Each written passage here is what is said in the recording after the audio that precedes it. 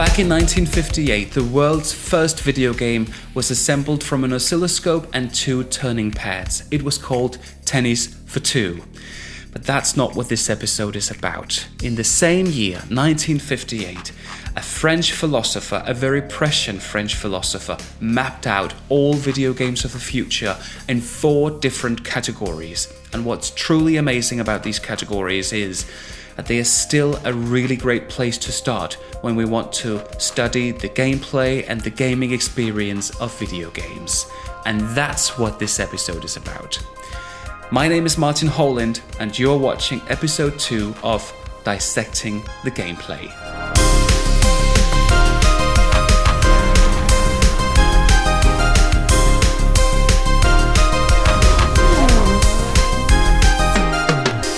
Video games can be divided into a long list of genres based on their gameplay and the player's gaming experience. And because the video game was developed in a postmodern media age from the 1960s and onwards, the number of video game genres have literally exploded and continues to explode into new and ever crazier genres, which is really cool and exciting, but also quite a hassle if you try to keep track of all the different genres and gaming experiences.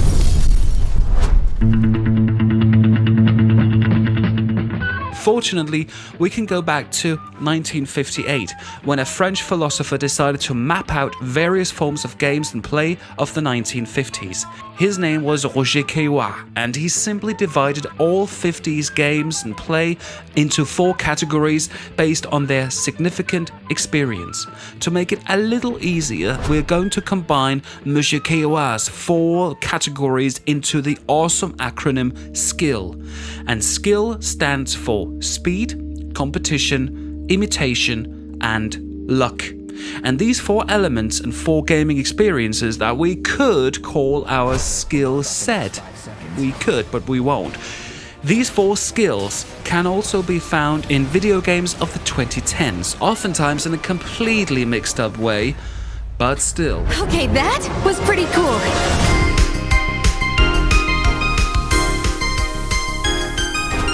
The first category is speed. It's that sinking feeling in the stomach that most of us still get when we're driving a little too fast over a hill in real life, or we enter a tough hairpin bend on the race course in Forza Horizon. It's also that feeling of motion sickness that may strike you in a wild and crazy carousel, or when a roller coaster loops around and you lose all sense of gravity. Just like when you get torpedoed by one of those super annoying red shells in Mario Kart and you start spinning out of control. You're right! Plenty of other video games give the same player experience. For instance, when you jump between platforms and avoid plunging to certain death many feet below. This is for some reason a comfy and crucial part of hunting treasures in the Uncharted franchise. But you find the same kind of gaming experience swinging through New York City at breakneck speed in Spider-Man.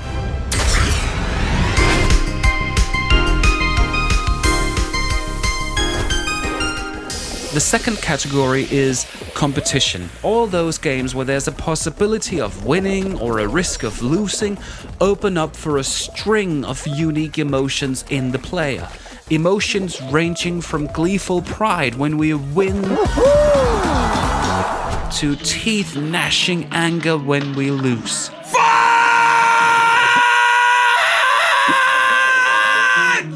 No other medium ingests those emotions in the reader or the viewer.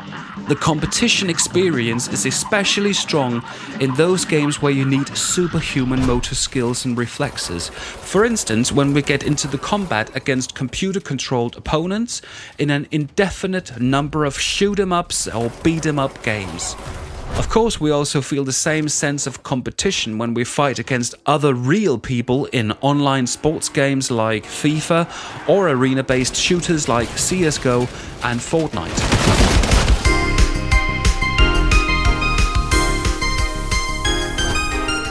Category number 3 is called imitation, like when preschool children are engaged in roleplay and adults do the same in their live-action role-playing games. It's sort of the same kind of play. In video games, the gameplay focuses on us imitating the main character's physical movement and inner thoughts and motivation. Those things create a close relationship between the player and main character, making us not just identify, but become the main character. Obviously, this concept is found in myriads of video games that tell a story about one or more characters. And remember please, even a cluster of abstract pixels can become a character in our minds. You have no idea what you're walking into. What are you doing? Evidently, imitation is a key ingredient in many action-adventure games like The Last of Us Part 2, in which we get to identify with two separate main characters, both of whom are driven by an evil revenge motif. That's pushing the envelope, especially for a game with such a frightening budget and such a frightening fan base. Please stop! And of course, we also find imitation in more conventional role-playing games like good old Skyrim, where the player can even design the main character's looks, skills, and personality from scratch.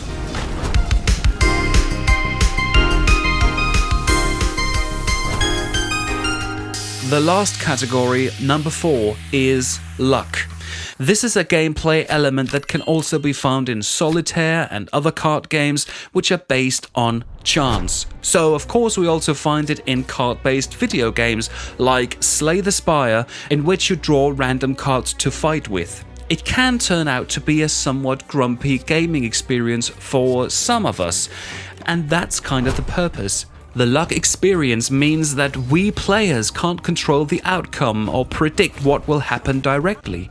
We will instead need to deal with the chaos that ensues. In the more peaceful corner of that gaming experience, we find the landscape in the huge open world of Minecraft, which is more or less randomly generated.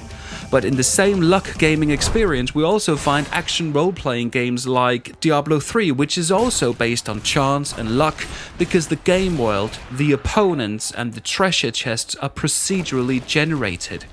This potentially makes every game of Minecraft or Diablo 3 unique, forcing the players to remain on their toes at all times, and also inviting them to explore everything. In other games like Candy Crush, the pieces of candy randomly scattering on the screen can turn into quite a challenge from one moment to the next, not unlike when you realize that you're about to lose yet another game of solitaire. So frustrating.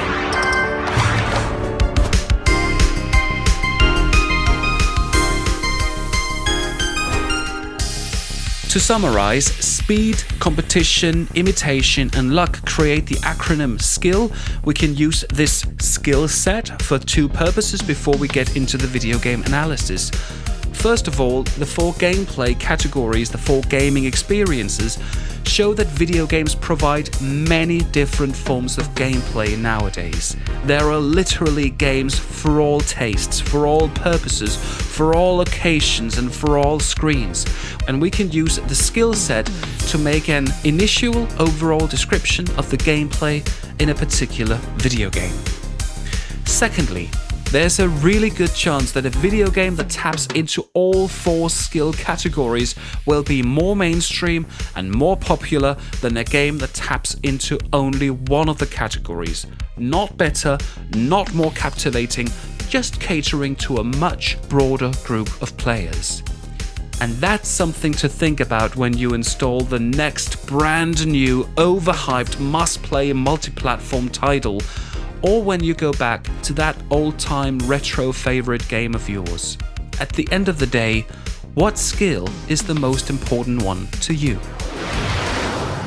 Thanks to Rocher Kiwa for providing all the content for this episode of Dissecting the Gameplay. My name is still Martin Holland, and I'm back in just 1 week with episode 3, where we're going to talk more game design.